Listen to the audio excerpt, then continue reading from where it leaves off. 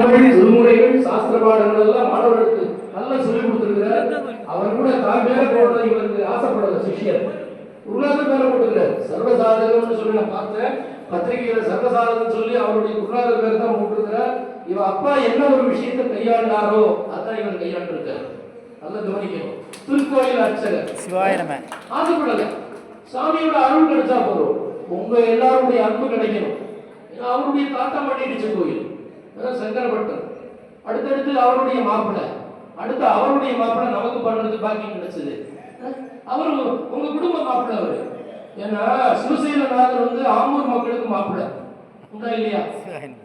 அந்த அம்பாள் கிணத்துல கிடைச்ச அம்பாள், அதனால எல்லாருக்கும் அவ பொண்ணு. அதுபோல உங்க எல்லாருக்கும் ஒரு மாப்பிள்ளை, உங்க குடும்ப பொண்ணை கொடுத்துருக்கீங்க.